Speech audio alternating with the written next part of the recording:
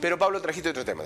Sí, vamos a hablar de lo que va a suceder hoy con la reunión por el conflicto de los neumáticos, que si vos querés tiene dos grandes escenarios. Sí.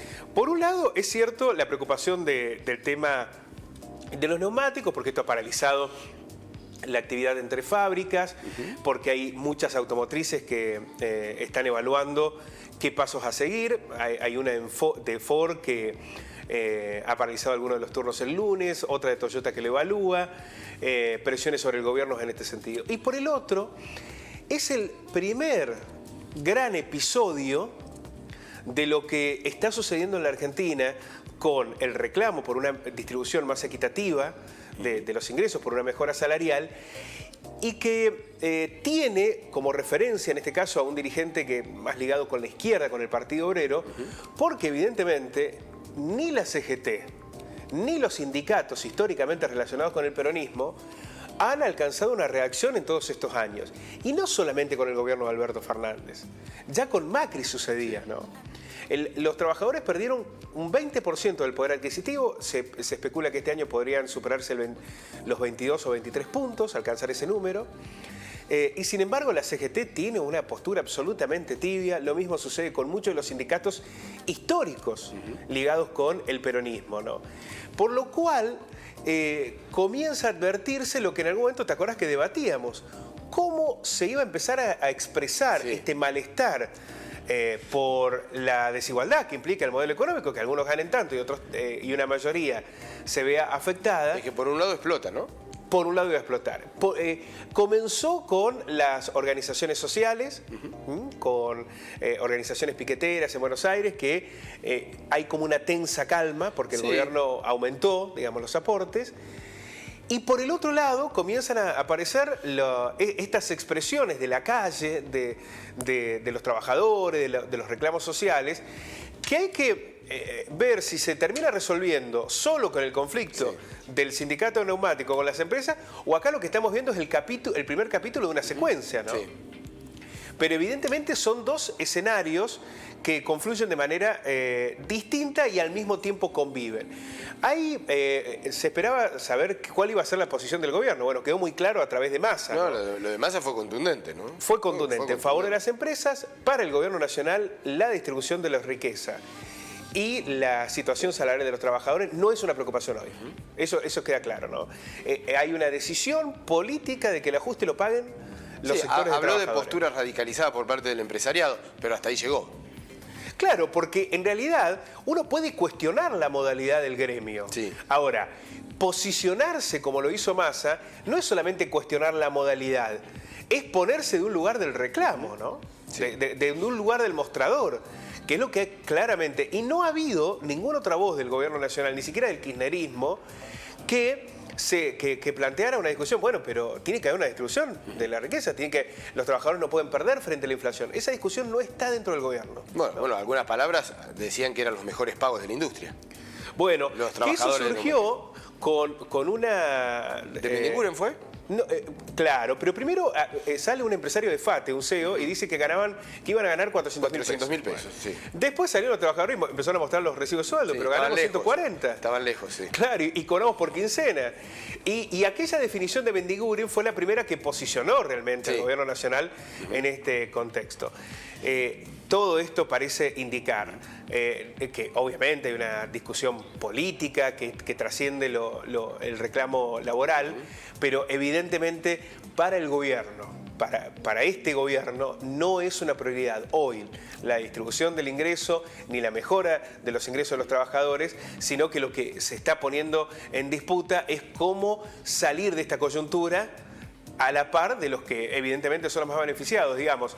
Las empresas productoras de neumáticos, Mariano, subieron un 120% en 8 meses el valor de las cubiertas. Sí, sí. Un 120%. Fueron tantas las ganancias que tuvieron el año pasado que estuvieron obligados, porque así lo determina el convenio, en distribuir con los trabajadores. ¿Sabes cuánto llevó cada trabajador de Bridgestone? Fue la única empresa que lo hizo. Sí, la única empresa que lo pagó. $1 millón. Fue escandalosa la ganancia que tuvieron el año pasado. Bueno, esto también forma parte de la discusión. Pero vamos a ver en detalle qué puede pasar hoy. El ministro de Economía, Sergio Massa, les dijo a las empresas automotrices que les permitirá la importación de neumáticos si a partir de hoy no se resuelve el conflicto de los trabajadores que paraliza las 3 empresas fabricantes del país. Fueron las empresas las que minimizaron este anuncio, porque dijeron, la única manera de importar es a través de Brasil, y las cubiertas de Brasil no están homologadas en la Argentina, no se pueden vender. Y la otra alternativa es traerlas de China, que ya habían vivido una experiencia similar y no se venden porque, según señalan, es una calidad inferior. Por lo cual dice, importar, las empresas lo dicen, no es la solución. Bueno, pero ahora aparece. Bueno, aparece como una amenaza, me parece que ha sido más una medida sí. no digo de apriete, pero sí de una amenaza, presión. Una presión, sí. claro. Para Massa el reclamo nos deja Massa dijo que el reclamo nos deja rehenes de situaciones de inflexibilidad. Formuló estas declaraciones en compañía de Mendiguren, que había sido el primero que cuestionó el gremio, durante una reunión en el Palacio de Hacienda con automotrices y autopartes. No podemos ser de ninguna manera rehenes de una situación de inflexibilidad, casi de capricho, dijo Massa, y mucho menos que un grupo muy chiquito ponga en riesgo 150.000 empleos, más de 1.000 autopartistas, todas las terminales automotrices. Es decir, ninguneó completamente, ¿no? al gremio que hoy encabeza los reclamos. Es curioso igualmente que si es un gremio tan chiquito, logre paralizar todo, ¿no? Evidentemente tiene que tener allí algún respaldo. Massa agregó que si eventualmente no se resuelve el conflicto, vamos a habilitar a las empresas fabricantes como importadores de emergencia y les vamos a habilitar la posibilidad de importar todos los neumáticos que necesiten para abastecer las automotrices. Acá aparece, además de lo que señalan las propias productoras de neumáticos, 2 problemas. Si esto se extiende en el tiempo, esto va a implicar lo que Massa dice que no quiere que suceda, que despidan trabajadores o que se cierren empresas. Pero por la otra parte, para importar hay que tener dólares. Y habrá que ver si el gobierno está dispuesto, ¿no?, a liberarlos. Y claro, porque además es dólar a valor oficial, sí. Porque las importaciones son dólar a valor oficial.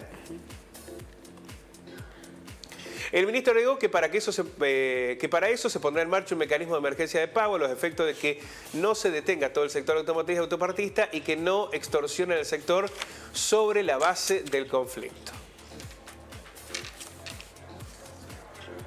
El Sindicato Único de Trabajadores Neumáticos lleva adelante una huelga en reclamo de mejoras salariales. La conducción, que lidera Alejandro Crespo, y las empresas de la actividad van a retomar hoy las negociaciones en el Ministerio de Trabajo. Lo que ha dicho Crespo es que la única manera de resolver el conflicto es que mejoren la propuesta salarial, únicamente.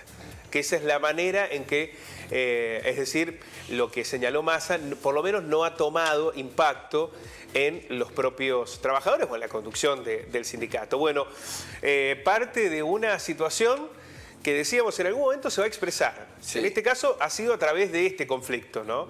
Pero que tiene que ver con la pérdida que los trabajadores sostenidamente mantienen en relación a los ingresos y la riqueza que tiene la Argentina. Estamos hablando, Pablo, 10 minutos de este tema, más o menos. Sí. No nombramos a Moroni.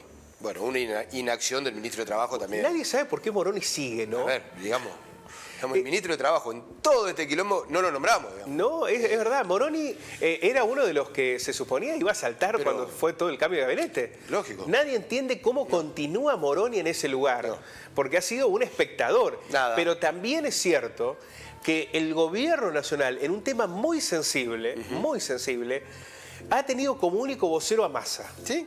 Al ministro de Economía, como único vocero. Bueno, todas las luces apuntan ahí, ¿no? No hay... Y a mí me parece que también esto es una cuestión, digamos, si el presidente en una semana tan difícil como esta sale a hablar de una entrega de libros y es Massa el que aparece como con la centralidad en el conflicto, también hay una discusión allí muy fuerte sobre los lugares a los que está yendo el propio gobierno nacional, ¿no? Gracias, Pablo. A ustedes.